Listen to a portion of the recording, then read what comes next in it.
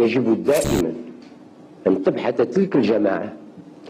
على أن تطابق مؤهلاتها البشرية ومؤهلاتها المالية وإمكاناتها الإدارية مع ما عليها من واجبات تجاه المواطنين من ناحية التربوية ومن ناحية التغذية ومن ناحية التكوين ومن ناحية